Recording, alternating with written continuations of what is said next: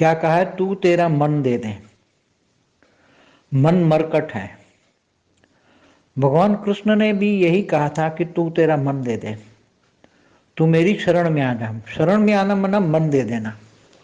तो मन जब परमात्मा को दे देता है तो परमात्मा उस मन के द्वारा किए गए कोई भी कर्म,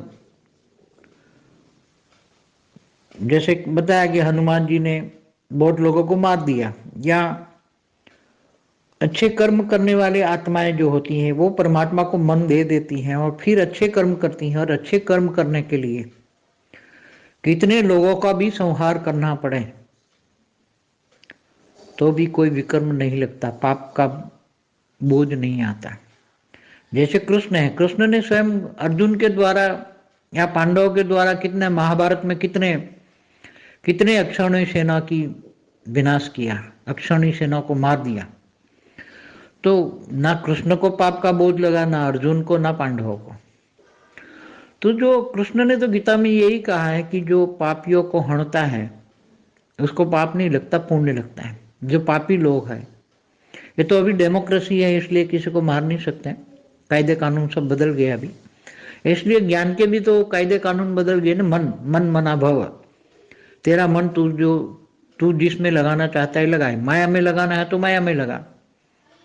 गीता में भगवान ने क्यों कहा मन मना भव, तू तेरा मन मुझे दे दे, या तेरा मन जिसमें लगाना चाहता है वो लगा दे। माया में लगाना चाहता है तो माया मिलेगी, तू मेरे में लगाए तो मैं मिलूंगा।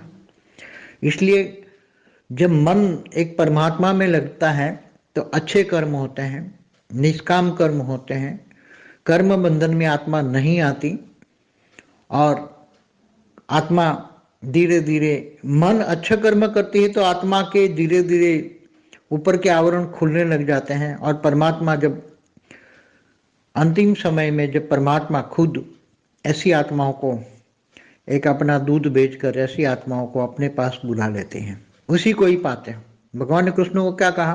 तुम जिसको याद करोगे तुम उसी को पाओगे।